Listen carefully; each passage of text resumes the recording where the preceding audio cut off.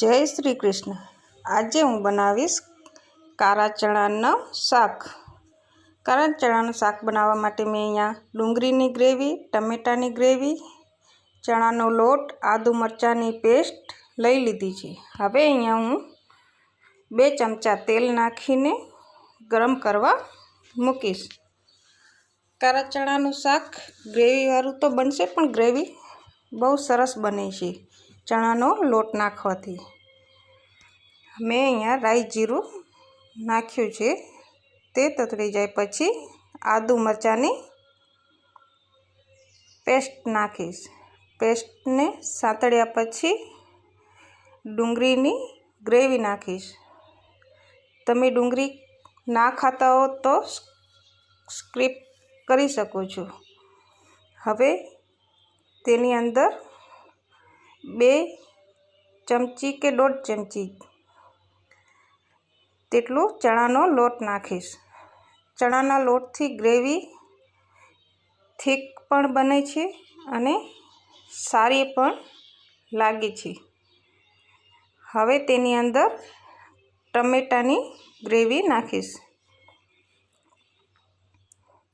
ટમેટાની puree નાખ્યા પછી તેને સાતળી લઈશું આપણે। પછી તેની અંદર મસાલા ઉમેરીશું। મસાલામાં મેં હળદર, મીઠું સ્વાદ પ્રમાણે જ નાખવાનું, કે ચણા મેં બાફવા ટાઈમે નાખ્યું હતું। ચણાને મેં 4 થી 5 કલાક માટે પલાળીને પછી બાફી લીધા હતા। હવે તેની અંદર આપણે લીમડો માથેથી નાખીશું। લીમડો માથેથી નાખવાથી તેનો સ્વાદ ખૂબ જ સારો આવે છે। અને પછી તેની અંદર લાલ મરચું ઉમેરીશું।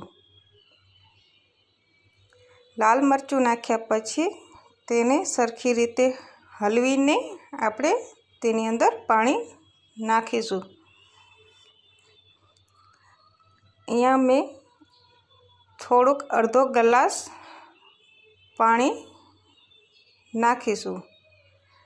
પછી જે મેં ચણા બાફીને કાઢ્યું હતું પાણી, તે પાણી હું તેની અંદર અડધો ગ્લાસ જેટલું અંબોરીશ। તે બાફેલા ચણાનું પાણી સ્વાદવાળું હોય છે અને શાકમાં પણ સારું લાગે છે। હવે આની અંદર હું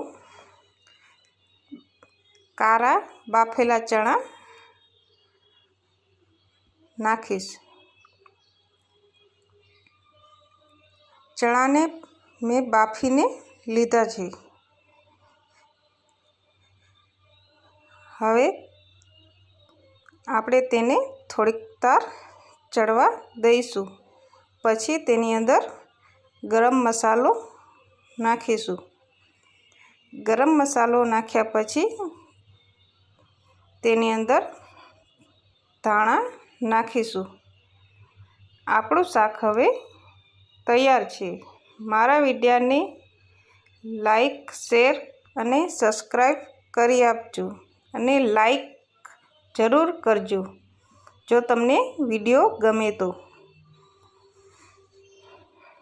હવે આપણું શાક તૈયાર છે। સરસ ચણાના લોટ નાખ્યાથી સરસ ગ્રેવી થઈ જાય છે।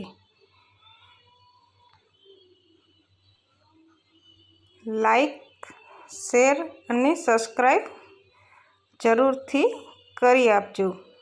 અને તેની અંદર ઉપરથી ડુંગળી નાખવી તો સ્વાદ બહુ સારો આવે છે।